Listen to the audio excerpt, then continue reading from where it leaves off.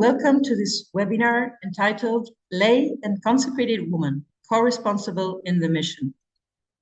Welcome and thank you for being part of this gathering. I say being part very consciously since our theme today is co-responsibility, the call for every baptized person to embrace the Church's mission as their own, according to their vocation. We will reflect on how synodality, through co-responsibility, discernment, and dialogue, can help us collaborate together more fully in the mission. Before we begin our conversation, let us take a brief moment of prayer. Let us place this meeting in God's presence and ask for the grace of attentive listening, openness of heart, and the wisdom of the Spirit.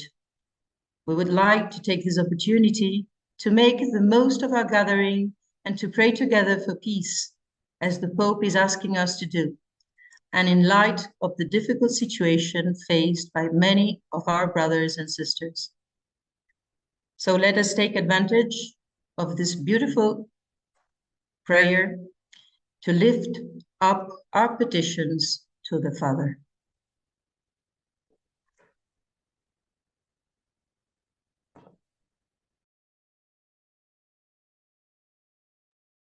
Maria, we don't have sound.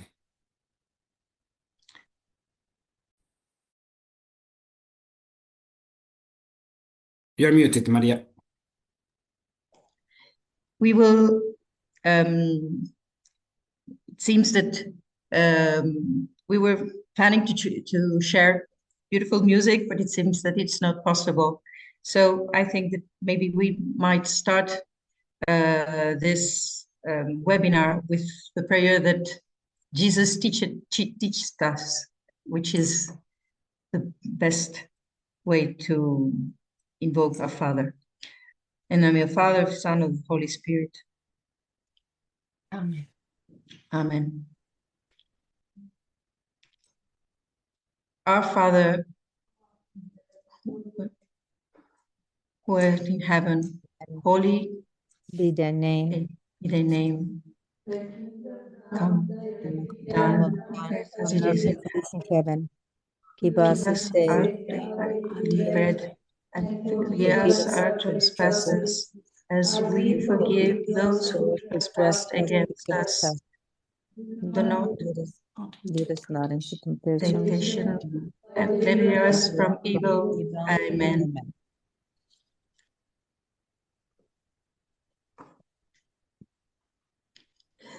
Well, now I have the pleasure of giving the floor to the World Union Catholic Women's Organization President General, Monica Santamaria. Marina, dear Monica, the floor is yours. Okay. Thank you, Maria. Sorry about because we had a very beautiful prayer prepared for you, but technology sometimes fails us, but we all pray together, and that's the important thing. So good morning, good afternoon, or good evening, distinguished panelists, esteemed members of various religious congregations, dear friends from WUCWO, and all other participants gathered today, joining us from different parts of the world. I am very pleased to welcome you all to this webinar on behalf of the World Union of Catholic Women's Organizations, sometimes known as WUCWO.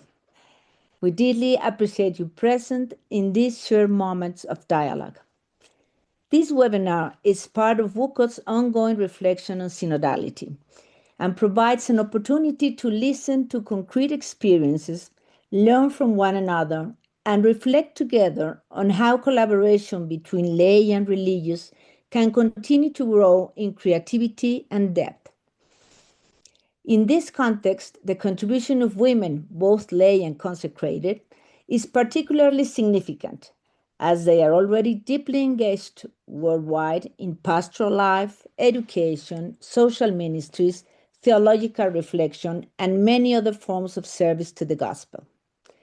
Today marks the beginning of our 2026 series of webinars within the framework of WUCWO School for Synodality at a particularly meaningful moment in the liturgical year, Lent. As I began to reflect on this gathering, three words resonated strongly: journey, meaning pilgrimage, Lent, and of course the title that has brought us together, co-responsibility in the mission. Indeed, the Christian life is in essence a journey. We are not settled or static. We are always on the move. Each of us is traveling along a path whose destination is the house of the Father, the horizon that should guide and give meaning to every step. But we do not walk alone. Through baptism, we have been incorporated into a people, the people of God, who move forward together through history. To speak of synodality, therefore, is to speak of walking together. Every authentic pilgrimage transforms us. It is not simply about moving from one place to another, but about allowing ourselves to be shaped by Christ along the way. Walking together means listening to each other, supporting one another, correcting one another fraternally, and above all, being converted. It is a journey of personal conversion and also of communal conversion. In this sense, Lent offers a particularly fitting context for the exchange we're about to share. This liturgical season calls us precisely to examine our lives, to turn our hearts back to the Lord, to allow ourselves to be reconciled and renewed. It reminds us that conversion is not a single moment, but a continuous process with an ecclesial dimension, converting our relationships, our ways of working together, and our ways of approaching the mission. Here we come to the third word, co-responsibility. The mission does not belong to a few. It belongs to all. All of us are called. All of us have received gifts, charisms, and talents. All of us are invited to offer the best of ourselves in proclaiming the good news. Co-responsibility arises from the awareness that we share the same baptismal dignity and the same mission. From different vocations, lay and consecrated, we participate in one simple sending forth. Diversity does not divide us. On the contrary, it enriches the ecclesial body and makes it more fruitful. When each person contributes what is proper to their vocation, charism, and experience, the mission becomes more complete, more incarnated, and more credible. We are privileged today to be accompanied by three outstanding speakers who will help us reflect on this theme from different contexts of the Church. First, Sister Roxanne Schurz, a school sister of Notre Dame and Executive Secretary of the International Union of Superiors Genera. We also welcome Dr. Tudy Dantes, Director of the National Center for Pastoral Research for the Australian Catholic Bishops' Conference, and Dr. Estela Padilla, Executive Secretary of the Office of Theological Concerns of the Federation of Asian Bishops' Conferences. We are deeply grateful to all of them for joining us and contributing to this conversation. The perspectives of our speakers will help us reflect together, listen to one another, and deepen our mutual understanding. May this space become a true place of communion where we can discover and open creative and fruitful paths of collaboration, broadening our vision and strengthening our shared commitment. We are the people of God, beloved sons and daughters of the Father, brothers and sisters, pilgrims in mission, and it is together in co-responsibility that we are called to continue proclaiming the joy of the gospel in the midst of the world. In these difficult times, we entrust the fruits of this meeting to WUCWO's patroness, Mary, Queen of Peace. Thank you very much. Thank you, Maria. Thank you, Monica, for the warm welcome to this webinar. Before we move to the presentation, allow me to briefly explain the structure of the webinar. Our session will last approximately 90 minutes and will be organized in three main parts. First, we'll have short presentations from our speakers. Each speaker will offer a brief reflection based on two guiding questions related to synodality. and collaboration between lay people and religious. After this, we will move to a second block focused on good practices. In this section, each speaker will share a concrete experience of fruitful collaboration in which the spirit of synodal process can be recognized in practice. Following these inputs, we will open a short space for dialogue and questions. Participants are warmly invited to submit their questions in writing through the chat throughout the session. Finally, we will conclude with a brief closing.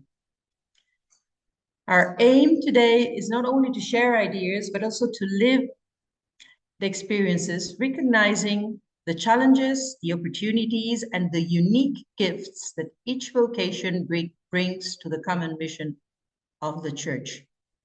The reflections are rooted in lived experiences and will touch on the processes involved, the challenges encountered, and the possibilities that have opened up. So let us now move to the first part of the program, the speaker's reflection.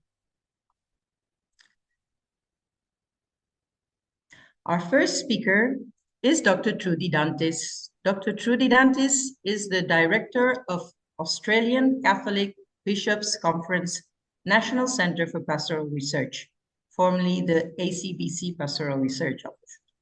She also leads the conference's policy and research department. She holds a PhD in pastoral studies from the University of Divinity, as well as a tertiary qualification in business, community resources management, and social work. Her PhD thesis, titled Tracing the Pulse, an investigation into the vitality of Australian Catholic parishes, explored the dynamics of parish life across Australia. Trudy is the author of 2 books, including a handbook for building stronger parishes, and she has co-authored several books and research reports on parish vitality and demography of Australian Catholics and various aspects of Catholic beliefs and practice in Australia. Dr. Dantes was Australia's national coordinator for the Synod of Synodality 2021-2024 and co-authored several reports from both the Australia and the Oceania region. I hope I said it well. And she was appointed as a voting member of the Synod from the Oceania region and attended both assemblies in Rome. She now chairs the interim coordinating group for the Synod in Australia, which is tasked with ongoing monitoring of synodal activities. And so her witness is very important. Trudy was the lead researcher and adjunct secretary for Australia's Historic Plenary Council, co-authoring key documents, including the Instrumentum Laboris and the first phase of the final report, Listen to What the Spirit is Saying. She holds honorary appointments at the Australian Catholic University and at the University of Divinity, and currently chairs the Christian Research Association. Dr. Dantes, thank you for being with us today. The floor is yours. Thank you so much, Maria. And thank you, everyone. It is wonderful to have this opportunity to share with you today. I'm just going to take a moment to share my screen so you can all see this presentation that I have prepared. And I have to say it's a very early good morning here from Australia. We are just past 12 midnight. So a very early good morning to you all. So hopefully that screen has come up on your screens. Please let me know if it has. Yes? Can you see? Wonderful. So again, once again, thank you for having this opportunity to share with you today. As someone who's worked in pastoral research and in coordinating Australia's contribution to the Synod, and now as we move to monitoring some of the synodal activities happening here in Australia, I've seen this concept of synodality move from an idea or a theory to something we are actively trying to embed within the life of the church. So, at its core, for example, we have heard today that synodality is about listening deeply and discerning together and sharing responsibility for the mission. So, today I'd like to briefly highlight how this is fostering authentic collaboration between lay people and religious in Australia, allowing each vocation to contribute their distinctive gifts as we journey together.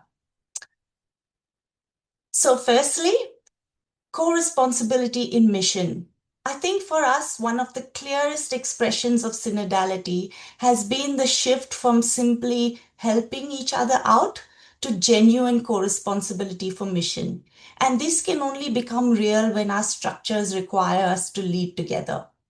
In Australia, for example, this has happened most visibly through the Ministerial Public Juridic Persons, or MPJPs. You can see their definition on the slide of what is a juridic person. And then in the case of ministerial public juridic persons, it's when some religious institutes have transferred their ministries to these newly established PJPs that are led by lay people and lay boards of governance. So, over the past 3 decades, religious congregations have entrusted many of their ministries of especially education, health, aged care, and social services to these new ecclesial bodies, which now carry the responsibility for them on behalf of the church. And what matters here is not the legal detail, but the ecclesial change that it represents. MPJPs are intentionally governed in ways that bring lay men and women into real leadership, working alongside religious as canonical stewards of mission. So MPJPs empower lay people to take on leadership roles that were traditionally held by religious congregations, but they ensure that the unique spirit and mission and charism of the founding religious congregation is maintained in these institutions, rather than it being lost when religious orders decline in numbers. A very clear example there on your screen is Mary Aikenhead Ministries, which was established in 2009. It now governs ministries originally founded by the Sisters of Charity, ensuring that their charism of Mother Mary Aikenhead, which was a charism of service to the poor and the marginalized, it ensures that this charism continues into the future. And since 1994, we have 13 MPJPs established in Australia. So in my next slide here, you can see various different logos of different MPJPs. And in 2016, these bodies formed a national association called the AMPJP, or the Association of Ministerial PJPs, to create a shared space where lay and religious leaders of all these different bodies can engage together with bishops and church agencies. So this demonstrates that co-responsibility flourishes when authority, trust, and accountability are genuinely shared, and in this case by lay and religious members alike.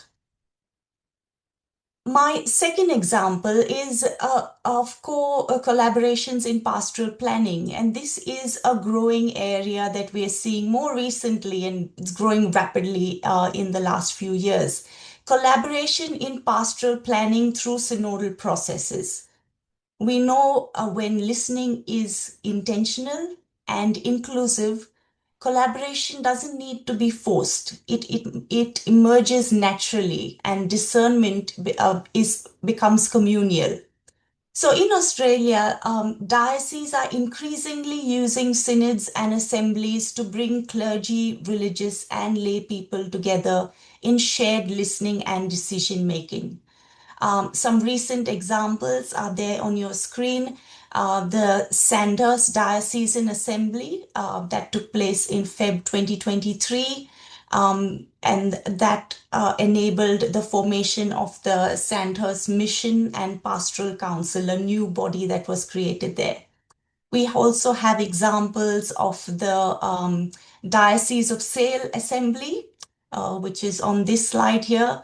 And that was intentionally formed so that they could develop their pastoral plan, a 5-year pastoral plan. There are many other examples of dioceses enabling and enacting these synodal practices across Australia.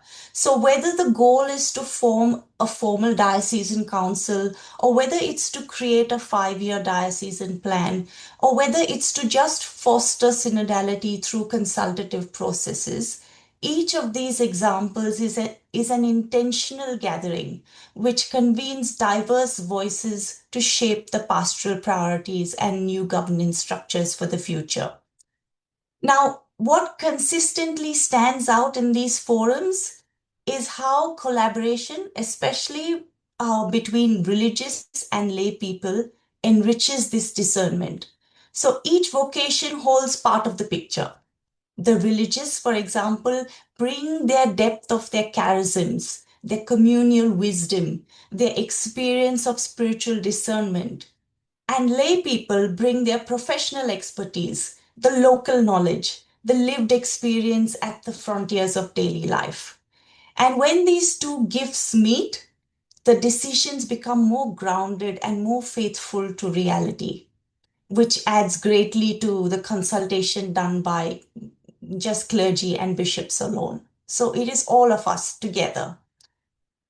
What is also important, as this work is no longer just a one-off event. In some dioceses, shared discernment is now being embedded into governance structures so that synodality becomes a culture, not just an occasion. And lay leaders and religious are co-designing these agendas. They're shaping priorities, blending their pastoral experience and their spiritual charisms to take responsibility together for implementing synodality in these spaces, in these dioceses, in these forums. Lastly, I want to talk about a third area where collaboration is deepening, and that is collaboration in formation and education. As we know, and as we've heard so many times, joint formation, where clergy, religious, and lay people learn together, is one of the strongest foundations for sustained synodal practice. So, two examples here are national initiatives such as the One Heart, Many Voices Mission Conference that was held in May 2025, which was jointly organized by Catholic Mission, a sort of lay organization, and Catholic Religious Australia, which is the peak body for religious in Australia. And as you can see here on your screen, I've just put their logo and their website. We also have the development of a new professional network, and we're seeing these networks grow very recently and more of late. So this network, for example, is the Catholic Leadership Foundation. It was recently established in May 2025. And the idea is to promote, fund, and provide opportunities for leadership formation. Both these initiatives foster the shared language, trust, and mutual understanding across vocations of lay and religious. We also have a critical role that religious congregations are playing, and that is one of investing in women's education and leadership, which is a space which often has not progressed as much over the years. So religious congregations are taking the lead in this area through scholarships and mentoring programs that open pathways for leadership and governance. So on your screen here, you can see two examples. The first one is the Janet Gray Scholarship, which is seeded by the Sisters of Mercy. And the second one is the Teresa Moore Scholarship, which is provided by the Missionary Sisters of Service. These investments reflect a very long-term commitment to shared mission and shared responsibility, because we're equipping leaders now for the future years to come and the synodal church of the future. Lastly, I want to briefly speak about collaborations through research. Research is one of the most effective ways to strengthen synodality because it disciplines listening and it grounds the discernment in the lived experience of everyday life. So over the years, our centre has worked very closely with the Peak Body Catholic Religious Australia, or CRA as we call it, and other religious institutes to study the reality of religious life, governance transitions, and vocational pathways. Two examples are on your screen. One is the surveys of religious congregations in Australia that we've conducted over a few years. And secondly, a project called Understanding Religious Vocation in Australia Today, which is a collaboration with Catholic Vocations Ministry Australia, again, a peak body there. But one of our recent projects has been very interesting. It's a project, an evaluation project that evaluates a bishop's statement that was first published in the year 2000.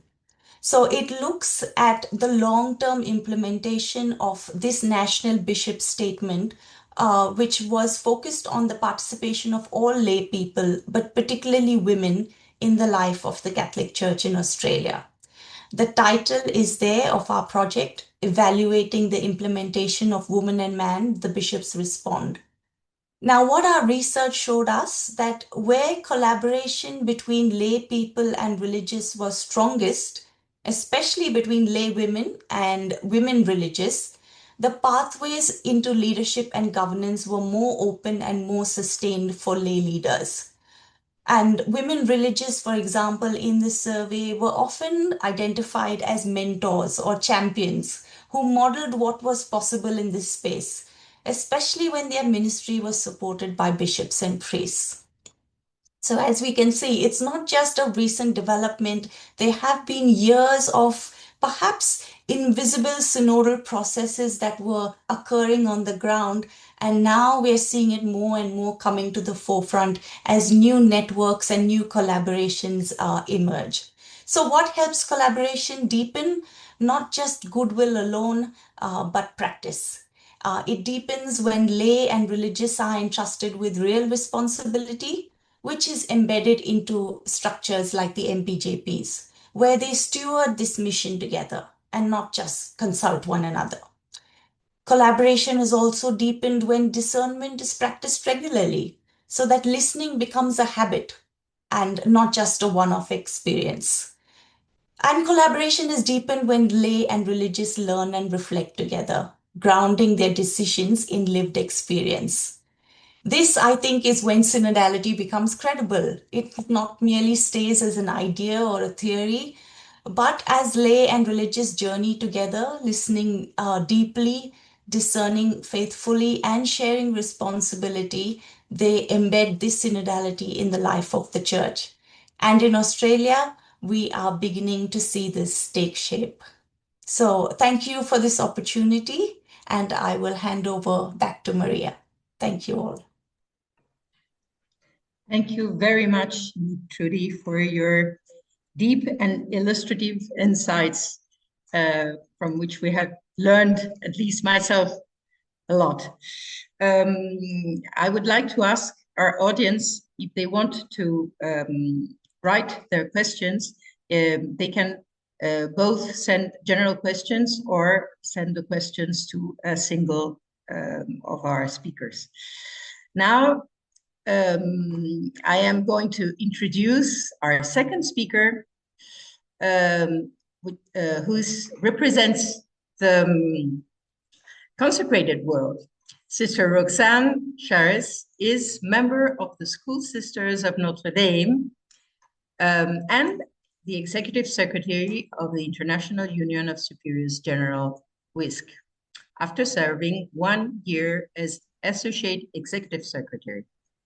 Before this, she was her congregation's General Superior, and from 2019 to 2023, a member of the WUCWO Board of Directors.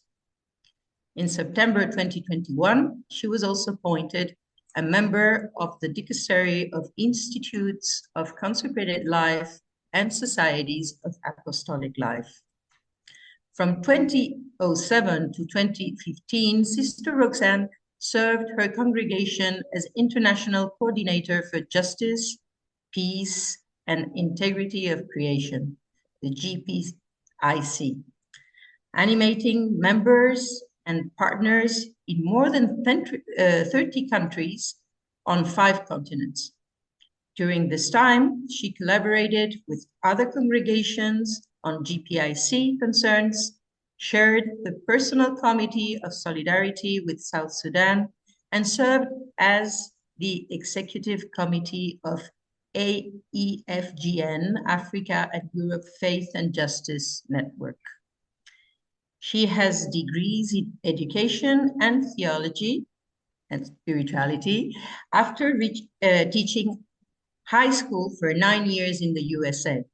She lived in and ministered in East Africa for 27 years, where she worked in the areas of education, initial and ongoing formation, and for nearly 10 years with the Jesuit Refugee Service throughout Africa. After many years on the African continent, Sister Sharaz now lives in Rome.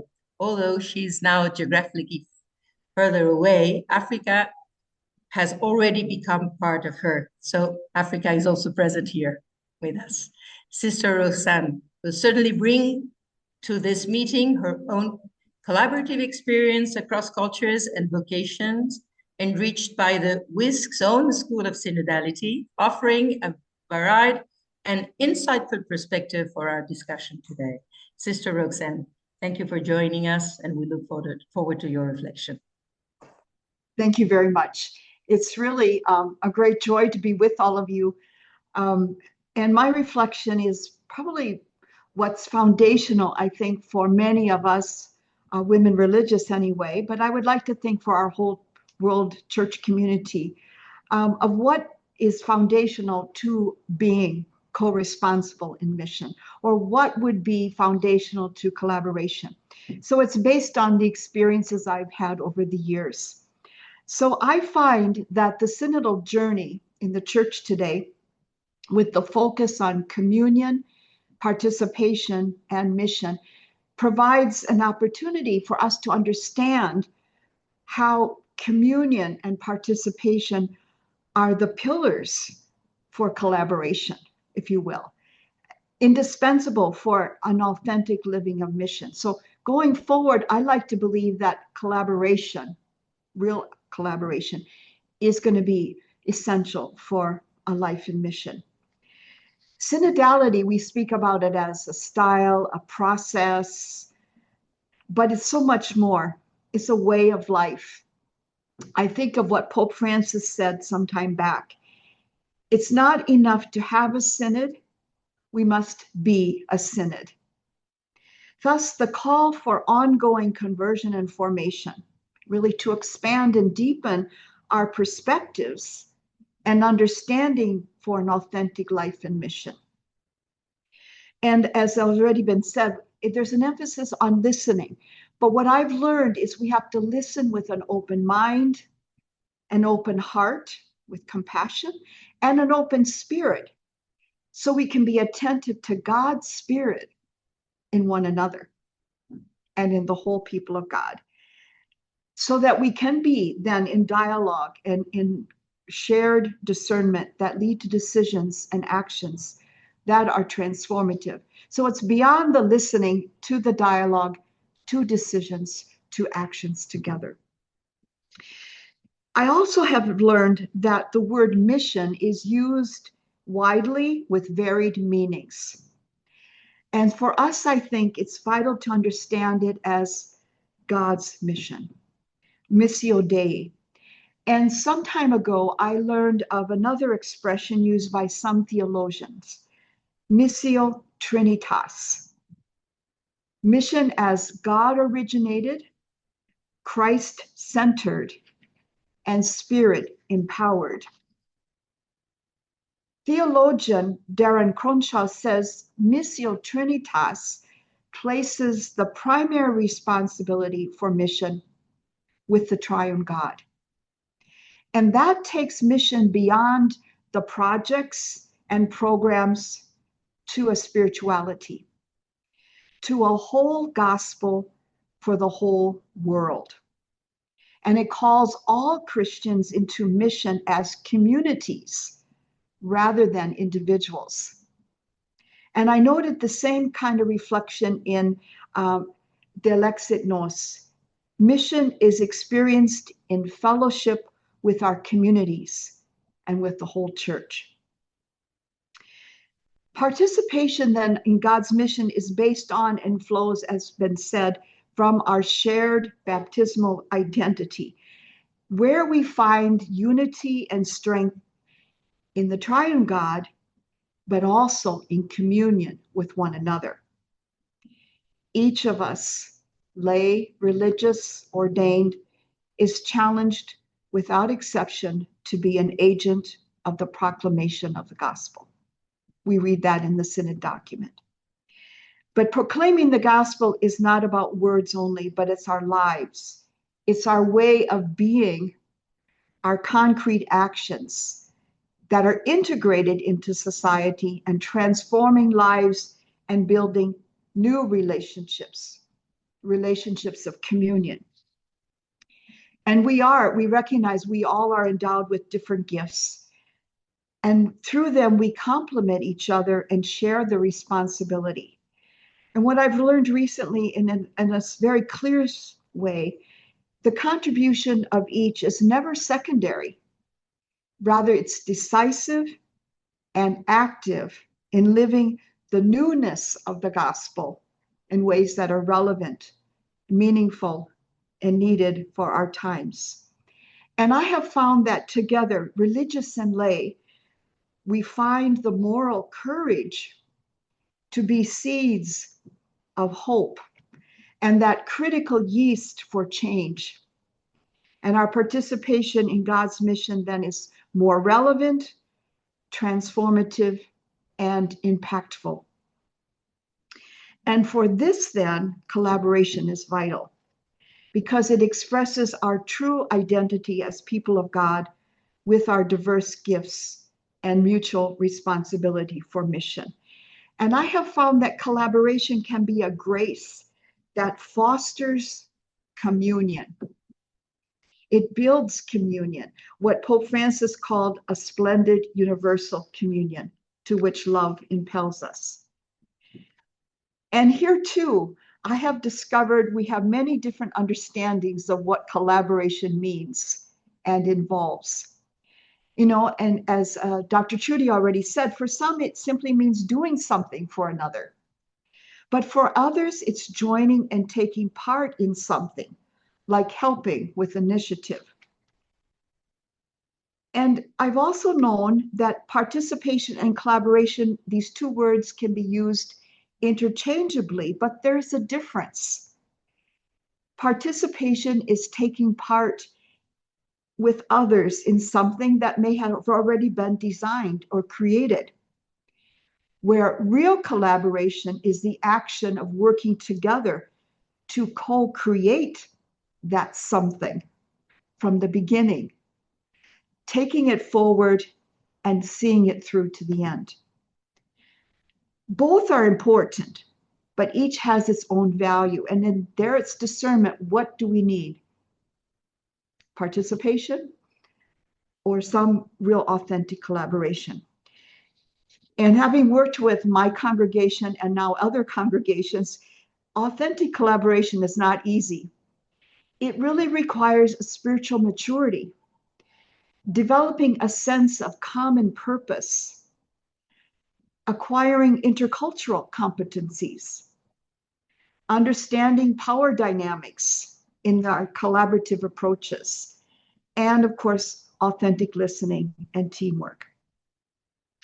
So while we remain faithful to the particular charisms and gifts entrusted to us, in this process, we open ourselves, our institutions, our projects to the charisms, the wisdom, and the experience of others for a collective discernment to create responses and potential solutions that may be for an even greater good.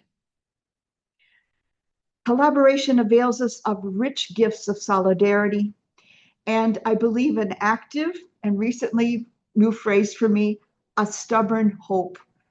Together, we keep hope alive. And we can engage more effectively in today's complex and difficult, changing realities.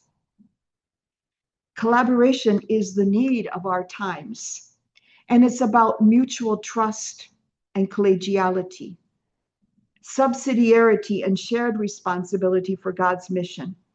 And as already been said, it's about a journey, accompanying and walking together. And together we become that visible and vocal voice of God's desire that all may have life, life to the full, and that all may be one. And where I have noticed probably the strongest collaboration among lay and religious will be around the urgent matters of justice, peace, and the care of creation. And I want to highlight just three that I've been part of and UISG has been part of. The Laudato Si movement has prepared more than 20,000 lay and religious as animators to facilitate and lead local communities in addressing the critical ecological crisis. Another is Pax Christi International with its nonviolence initiative and institute, which is facilitating empowering lay and religious, church leaders, communities, and institutions throughout the world in a Catholic understanding and commitment to the practice of gospel nonviolence and building global networks of solidarity for a just and lasting peace. And then a project of UISG, Talitha Kum.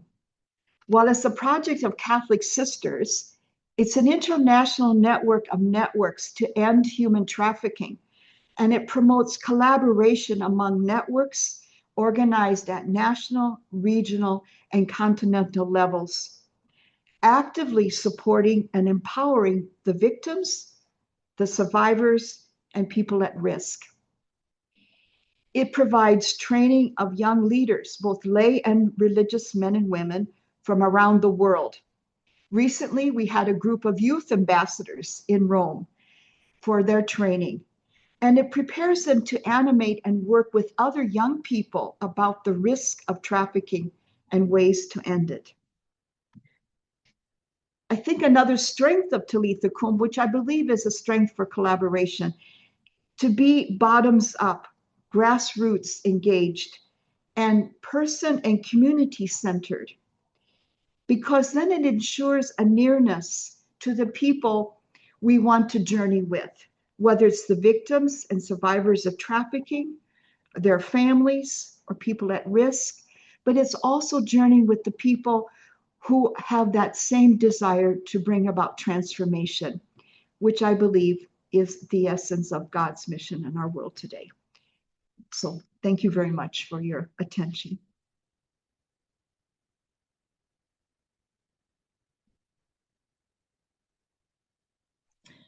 Thank you very much, Sister Roxanne. We'd really appreciate your thought-provoking and insightful contribution to this webinar. I'm going now to introduce our third speaker. Our third speaker is Dr. Stella Padilla, a lay theologian working with Bukal Nang Tipan, a lay mission team that journeys with different dioceses in the Philippines and abroad for a mission of a synodal church in the world. She is a consultant for the past 2 decades to the Basic Ecclesial Communities Commission of the Catholic Bishops' Conference of the Philippines. She's also the Executive Secretary of the Office for Theological Concerns of the Federation of Asian Bishops' Conferences. She's part of the leadership team for synodal transformation in the Philippines and Asia under their bishop conferences. Aside from being a voting member of the 16th General Assembly of the Synod of Bishops in 2023 and 2024, she was also appointed to the Theological Commission of the General Secretariat for the Synod of Bishops, 2021, 2023, as we know. Dr. Padilla, thank you for being with us. We look forward to hearing your perspective. Thank you very much. And it's a pleasure to be with you tonight. Let me just share a slide. Thank you to the first two speakers. They have been very inspiring. And now from another part of the world, you know. Okay.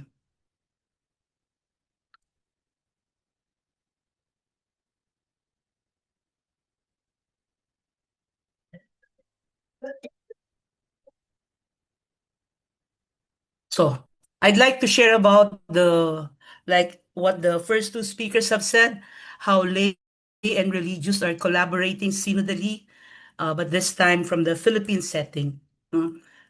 I checked our representatives for the religious men and women and what kind of work do they collaborate in with lay people. I think like in most countries, schools and hospitals, no, I think that's very familiar.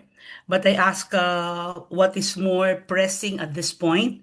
They mentioned about human trafficking, just mentioned now, digital ministry, ecology, living Laudato Si, violence against women, mental health, political engagement.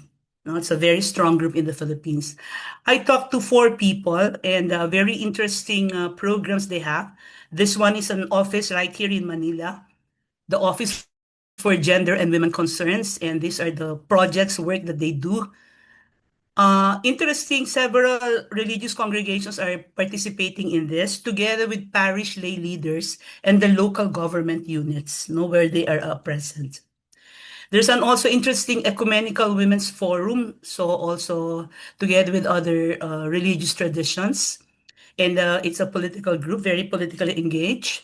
They work on women's rights and violence, ecology, livelihood, especially for women. They work with indigenous communities. I asked very briefly what are the challenges they are facing. There are many, but 2 were highlighted: bias mentalities, especially among the clergy, and the financial lack for training. Okay? But for this evening, I'd like to focus on asking these questions.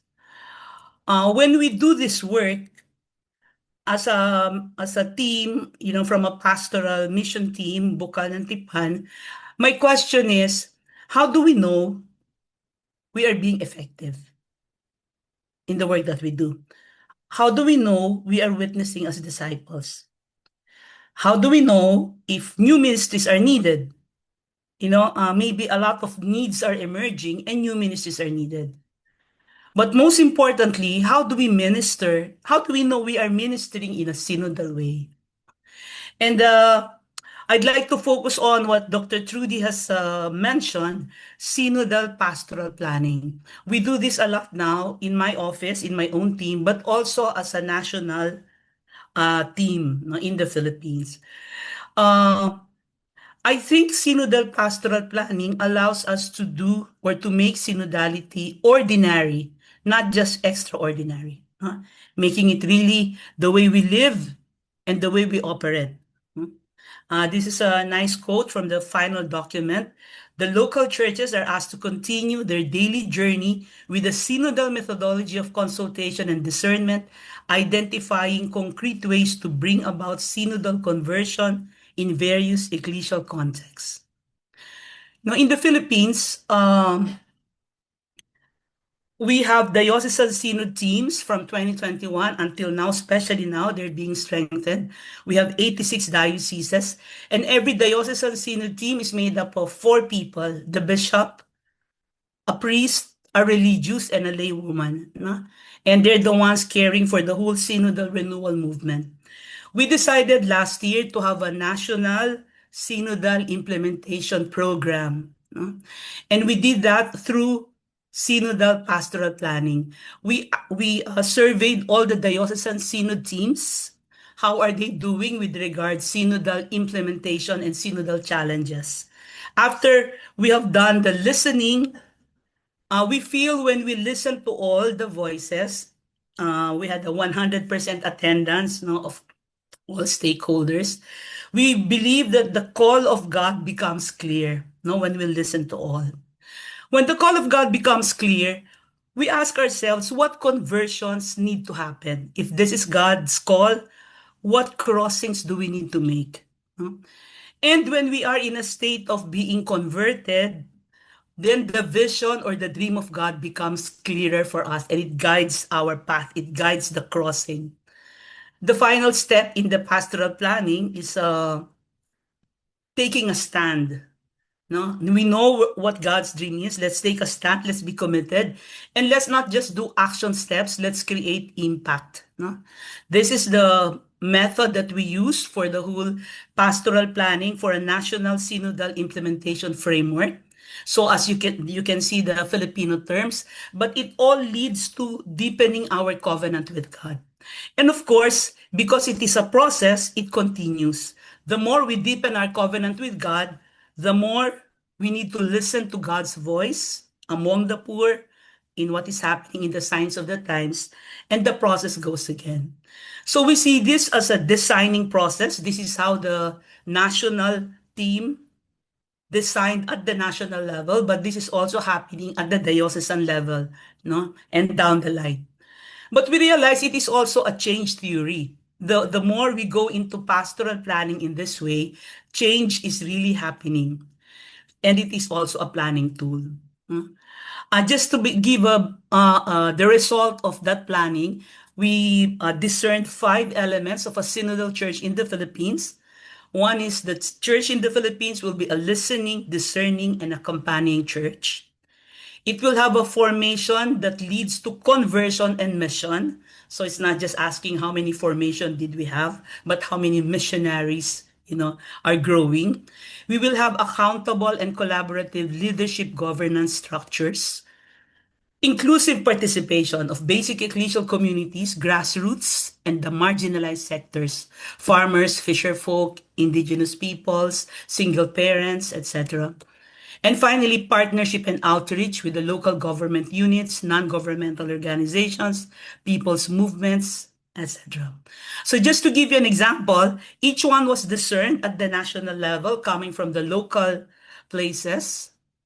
And one example on inclusive participation, this was the dream that was discerned, a church where everyone belongs and no one is invisible.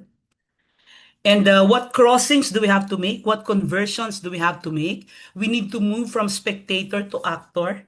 We need to move from being result-oriented to process-oriented. And what impact pathways? One example, we need to restructure church governance for grassroots empowerment. And we need a cross-sector and interfaith collaboration. Just to give an example of what the planning did to all of us, especially participated by the lay, the clergy, the bishop, and young person. We always have a young person in the team. Now to go back, to what I have been talking about, I want to focus on lay and religious collaboration in synodal pastoral planning. So when we use this tool for synodal pastoral planning, I want to ask, every time my team has been invited to facilitate pastoral planning among the religious, we will use this tool. And especially when religious congregations are planning for a chapter or a regional gathering, they always need to evaluate and plan. And so we ask, how much listening is really happening with lay partners? How much listening is really happening? I want to focus on the word partners. Sometimes when we say the religious are partnering with the lay, sometimes I think we are referring to the lay people working with us, no? And but I want to ask, are we also listening to the people we are serving? Sometimes we are leading and we are helping and there are people being helped. So I was wondering if those who are being helped or ministered to are also being listened to, especially the marginalized and divergent voices, because that's the call of the synod. So when we do the listening, we want to really say how much listening is really happening, not just among the people we work with, but among the people we serve. And not just listening, but are they part of the discernment? I know some religious congregations we work with, they would do consultation, but the lay people are no longer in the discernment part. They will discern among themselves after listening. No, but I think the listening should lead to also a communal discernment, not together. And does the discernment lead to decision making? No? Again, a lot of congregations, they can do listening and discernment. The decision making will only be with the congregation because that's what they always say canon law provides. No, the decisions are made by the congregation. But the sin is also clear on that. No, together in the decision making. How about evaluation? I've learned a lot of religious congregations. Well, some do not evaluate, will go straight to planning. But when they do evaluation, how authentic it has been in terms of listening, discernment, and decision making. I think we need to take seriously what co-responsible in mission is by all. No? The synod is very strong on this. I like this quotation. If we do not do this, discernment, decision making for mission, our identity is obscured and our mission is hindered. That means if we are not authentically, listening, discerning, making decisions, etc., in our common collaborative programs, then our identity as lay and religious is really not clear. We clarify each other's identity when we do, synodal pastoral planning in an authentic way. But also, if we do not do that, our mission is hindered. We can only do mission, but maybe in a limited way, and maybe in our authentic co-responsibility, then mission really flourishes. For me, it is not just synodal pastoral planning. It's not just a tool, for discernment, listening, decision making, or action planning. I think it espouses a different theology. Sometimes our vision is already synodality, but our structures are still Vatican I. There are two groups of people. There is a group that helps those who have the resources to help, and there is a group that is helped or waiting for help. There is a group that knows more, and there is a group that knows a little bit less. There is a group that will make the decisions, and there is a group that will wait for the decisions. I would like to propose that we really take seriously what diversity means and be able to take its challenges, and that all are co-responsible. When we work together as clergy, as lay and religious, we have done so much work. But I would like to really look back, at the way we do synodal pastoral planning, or in this case, authentic listening to all, to our lay partners, but also the poor, especially among the people we are serving, but also not to be afraid to listen to the divergent voices, and not to separate listening and discernment. No, people we listen to should be part of the discernment, and the decision making. It's not by only one group of people. And of course, all in the evaluation. I heard one religious say, what can a poor person say to how we do things? We are very different. We belong to very different worlds. But I guess that's the point of the synod when it says to listen authentically, so that another world opens up. And to do this whole process from listening to discernment, to decision making, to evaluation, to implementation, really together. Thank you very much. Thank you very much, Dr. Padilla. As yours is the final presentation of this blog, it is to me to say that it has been a great pleasure, and I would like to congratulate you for your inspiring presentation. So we are going to pass now to the second block of this webinar. And we will move to the second part, which focuses on the good practices directly. So one of the most valuable aspects of the Citadel journey has been the sharing of concrete experiences. At this point, WUCWO is also doing a report on that. And at this point in the webinar, we invite you to reflect on your own experiences. This is for our audience of good practices and to share them with us. Returning to our speakers, they will surely share inspiring experiences, moments where collaboration between lay people and religious have already borne fruit in the life of the church. In this short section, each speaker will briefly present a specific example of collaboration in which the spirit of synodality, listening, discernment, and shared mission can be recognized. These examples help us move from reflection to practice, showing how different vocations can truly work together for the gospel and how synodality can truly support this work. Each speaker, will have around 5 minutes to make their presentations. Thank you very much. Maybe would you like to start, Dr. Dantis? We can follow the same order than from the beginning. Sure. Thank you so much. I'd like to just share my screen again. And today I will share two practices. One that has taken place, has been ongoing for a very long time, and the other one that we've seen that's been newly emerging. So firstly, when in the final document, we read about the baptized persons responding to missionary needs in the context of the world that they live and work in.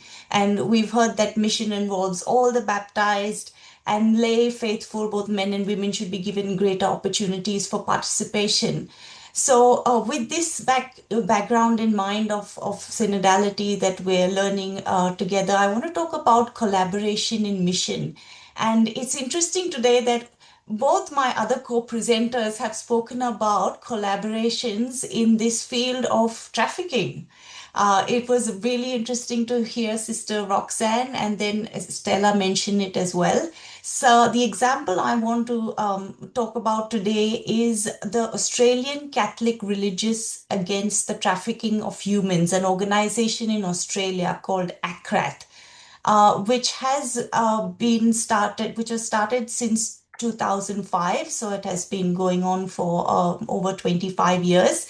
It is led collaboratively by lay people and women religious, working side by side at both governance levels and operational levels as well. They share the leadership on the national committee, and they collaborate directly in advocacy, education, and support for people affected by human trafficking. So you can see their mission statement on the screen there. And that lovely photo of some of them advocating at the Canberra Parliament, Australia Parliament, that photograph on your screens. Now, this collaboration is not symbolic. Lay and religious have been working together in this space for a very long time, each of them contributing their charism, the global networks of religious congregations, the prophetic witness that they bring, but also professional expertise and policy engagement and community-based action as well. And together they discern the priorities and share responsibility for this space and act in common for the dignity of vulnerable people. So ACRAT demonstrates how synodality can become concrete when different vocations are genuinely trusted to lead together, and when they respond to real human suffering in this space, for example, in this situation where they're responding to trafficking of humans. The second example that I'd like to share today is about shared formation. And again, we've seen this mentioned earlier. In the final document in paragraph 143, we read about the insistence for this need for a common and shared formation in which men and women, laity, consecrated persons, ordained ministers, and candidates for ordained ministry participate together. Now, this might seem like a dream. It's not so easy to put into practice, but there are two examples from Australia, two entities that have formed, that have been fairly newly formed, which I think is helping us get used to this idea of shared formation. So firstly, one network that has been developed is the Formation for Mission Network.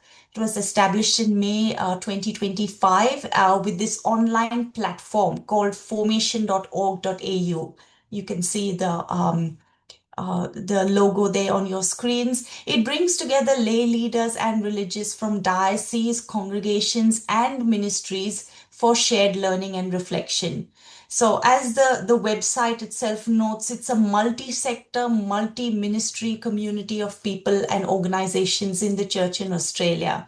And they use the platform to communicate with one another, to connect, to learn, to collaborate in this space of formation. And it's their hope that one day it will become a permanent place for dialogue and connection and learning for all people who work in the formation space. So on your screen there, you can see in dot points the 6 different groups that have come together that are members of this initiative. So some of them are archdiocesan ministries, some of them are religious congregations, and some of them are lay-led organizations and MPJPs as well. Now, a complementary initiative is the cathevents.org.au. Again, another one that's just been established since 2025. Cath Events, Catholic Events, is an online hub for Catholic events across Australia. So what we realized is while there were many formation programs occurring, religious congregations holding programs, dioceses holding programs, lay people coming together, there wasn't a space for us to share all of this. And this was an initiative of the AMPJP and the Catholic Development Fund, who realized that this was a problem and put together this wonderful website. So Cath Events is created to make it easier for individuals, families, parishes, schools, and Catholic organizations to find and share formation and leadership events. It draws together these events, like I said, from lay, religious, and clerical organizations, and it encourages participation across vocational boundaries. So no matter who you are, everyone is invited to attend these. And so I think these two initiatives reflect a very clear insight of the Synod regarding formation, that when formation is undertaken together, it builds trust, it clarifies our complementary roles, and it equips us as baptized to lead collaboratively rather than in isolation And across both these areas, one pattern I think is clear, that when we do this, when we're given this space to collaborate, to share responsibility, synodality can become embedded in day-to-day life and becomes credible and more fruitful, like Estella lovely shared with us. It has to become real, it has to be grounded in everyday life, not just merely remain an idea. So these practices were just something I wanted to share with you to show how synodality becomes a way of walking together and leading collaboratively in the life of the church. Thanks so much. Thank you very much, Dr. Dantes, for this interesting examples, really, because creating these networks where everybody can just participate, it's a wonderful way of fostering the co-responsibility, which is the argument of the theme of our webinar. Well, let us move then, please. Thank you again, and let us move, please, next to our next speaker. Sister Roxanne, would you like to share your experiences with us? Okay, thank you. Well, I'd like to start with one experience that I had when I worked in the refugee camps and with refugees in Africa. I worked with the Jesuit Refugee Service, which is an apostolate of the Society of Jesus. But what I learned from them is that it engages men and women, lay and religious, and the displaced persons themselves in a common mission or commitment to accompany, to serve, and advocate the cause of forcibly displaced people, so that everyone together learns about healing and being able to determine their own future in the community. And a couple of, I think both Trudy and Stella spoke a little bit, and I mentioned the power dynamics. Sometimes we think of ourselves in these planning groups to work for, to do for people. What I learned in being with the refugees is that we need to be with and do with at every level. So my work with JRS, 10 years in Africa, pastoral work in the camps, work in Nairobi among the displaced, 10 different nationalities, and then the education coordinator throughout Africa. We worked as teams. So yes, we had this group planning in Rome, the international, but at every level, we created the response with, as much as possible, with the people we were accompanying, the refugees themselves. And it was at a camp level, a country level, a regional level, and internationally. And I learned so much from the people I worked with, especially from the displaced themselves. As I accompanied them, they accompanied me. We walked together along the dusty paths in the camps, through a slum in Nairobi, and we shared ideas and we learned together. And what I realized, it was that together that we witnessed God's presence and we were empowering one another. We were missionary disciples to one another.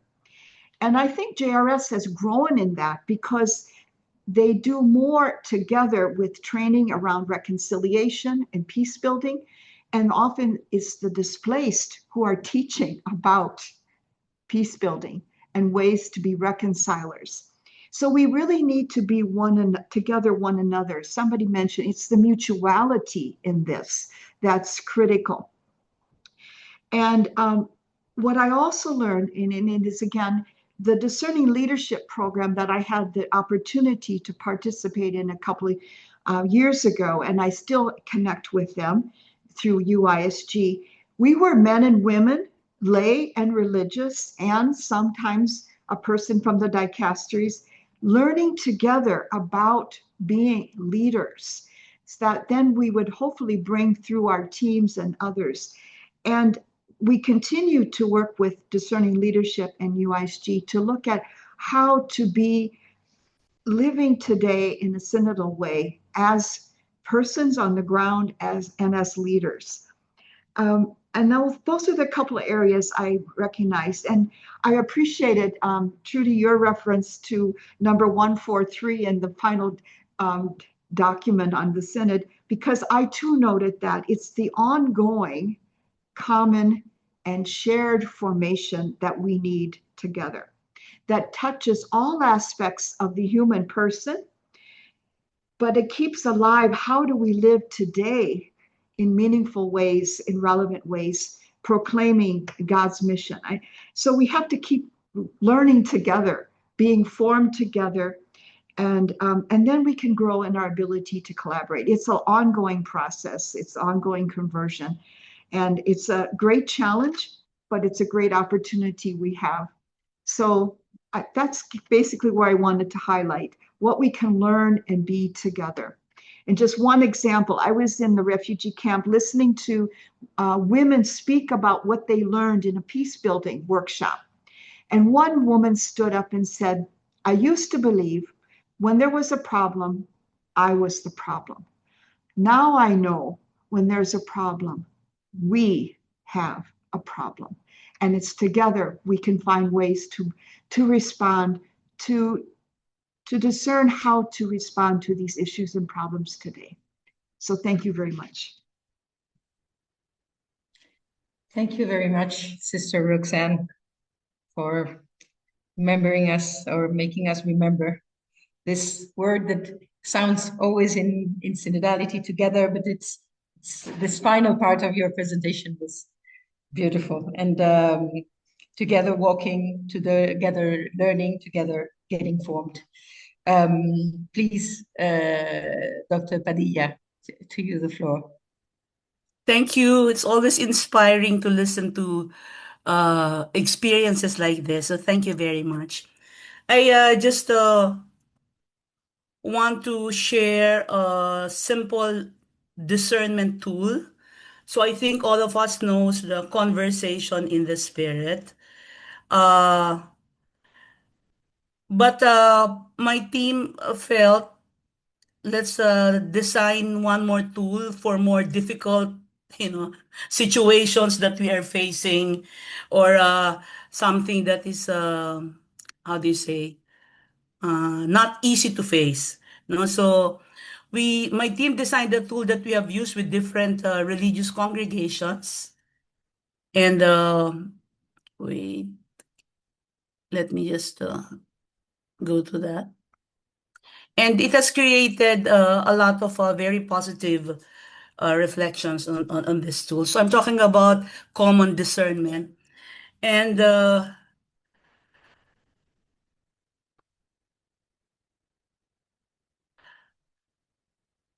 this particular one we designed in 2024, working with different religious congregations and together with lay people. It's called A Road to Hope, a communal discernment tool.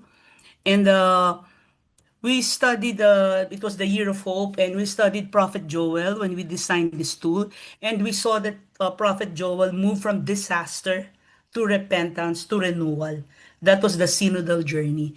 And so it was designed in this way. So it works with small groups. And the first question is, recall a pastoral disaster. So from the first question, it invites vulnerability. It asks us to look at something that happened in the past that was not good. And then we talk about what road signs did we miss. That's why the disaster happened, because we missed some road signs. When we talked about Prophet Joel and the road to hope, we have this whole reflection on the different roads and road signs along the way. So when we ask them to talk about a disaster, retell the story, what road signs did you miss, along the way? That's why the disaster happened. And then sharing again. This third question is very important. What was it in our culture, as religious, or as parish council, or as a group of clergy? What is it in our culture, in our system, that made you miss the road signs? How did it arrive there, as a disaster? Was there a way, there was something missing in our way of life or in the systems we have set? That's why we arrived. And again, sharing. And the last question is very important. How could we have engaged with and responded to this disaster more synodally, in a more synodal way? And this really turns the tide, and people, really learn together. Why?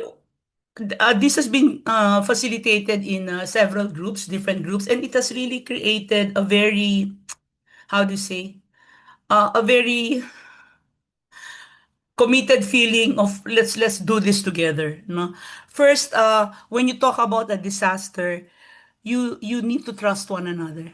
So I realized that when you talk about collaborative work, the trust has to be there. The trust has to be there, especially when you face mistakes, when you face difficult things. And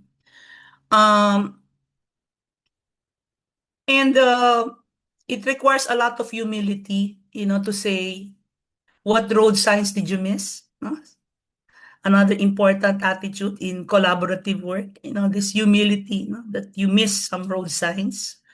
But also to look in a more critical way, what why did we miss the signs? What was it in our cultural system that made us miss the signs? And how could we have engaged? This one is good.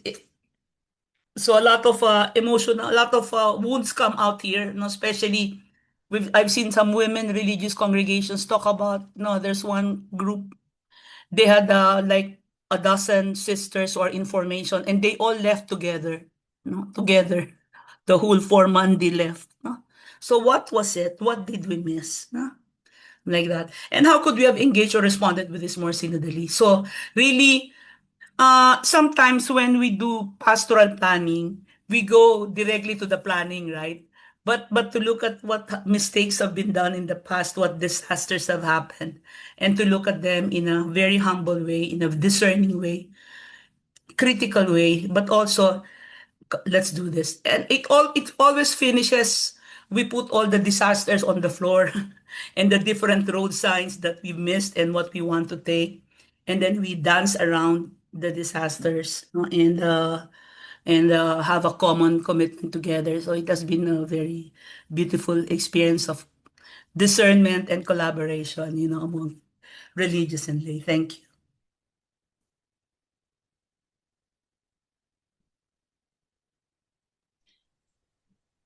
Thank you. Thank you very much, Dr. Padilla, for your experience, that experience you has transmitted to us.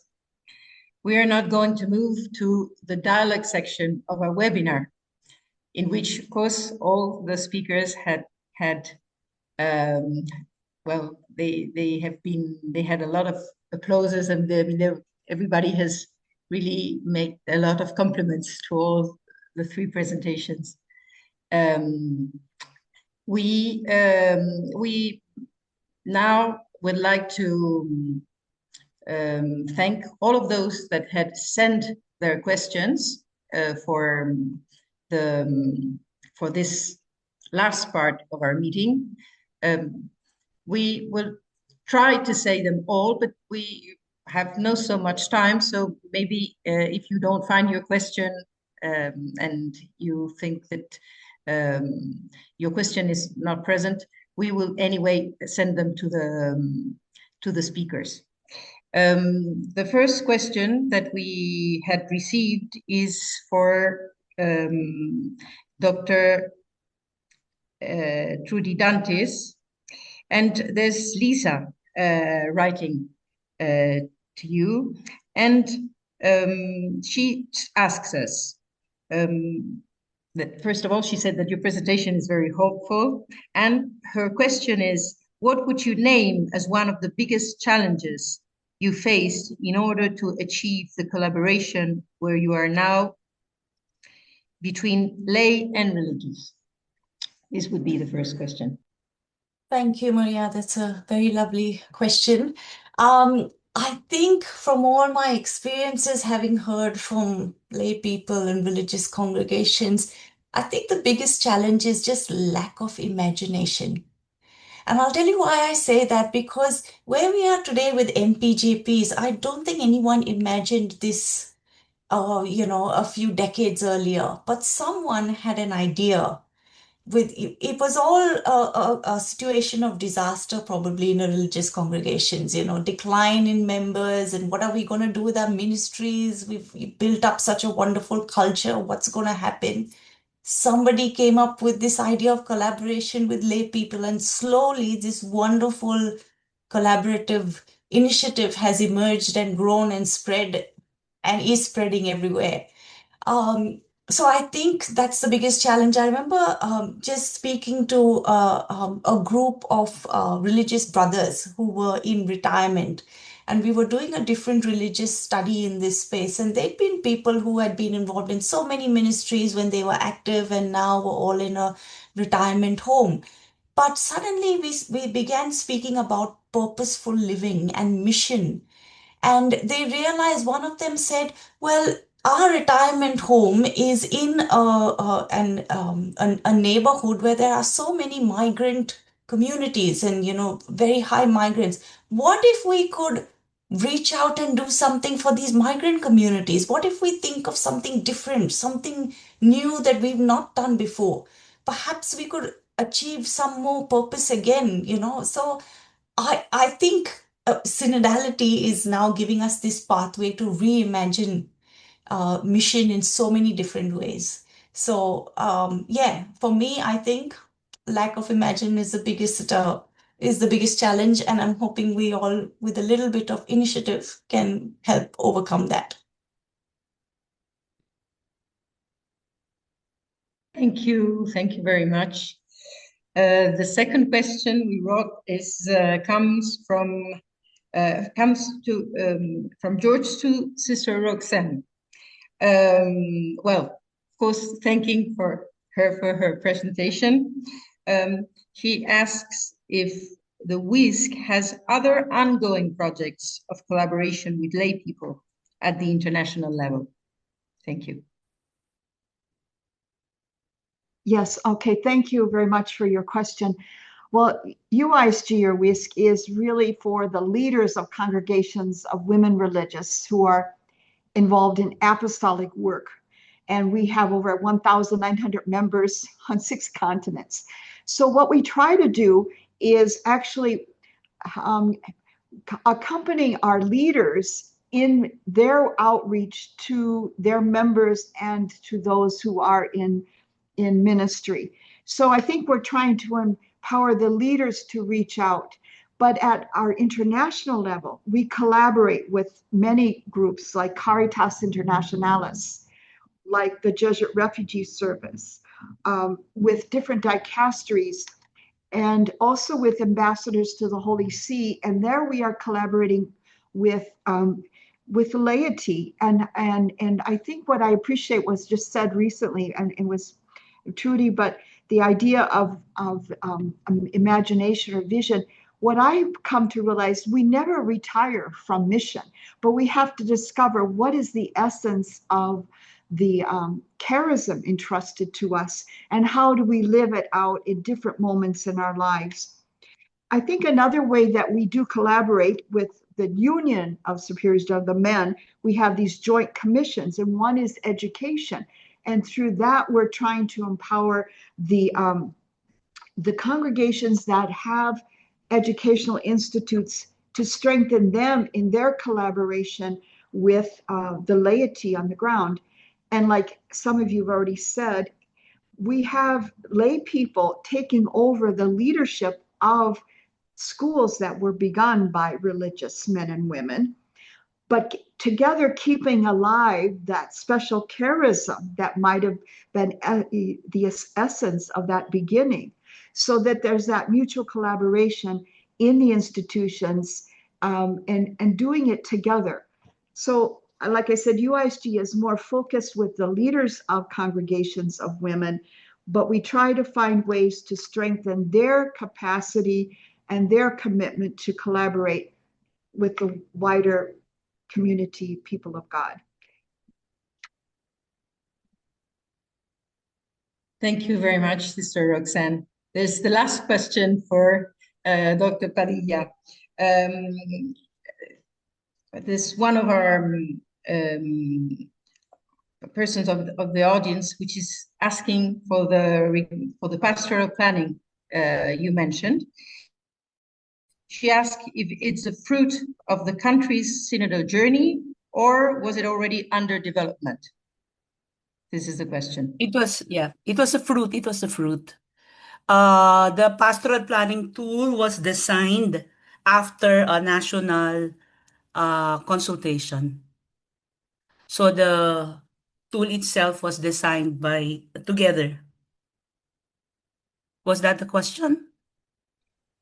I think so, yes. Yeah.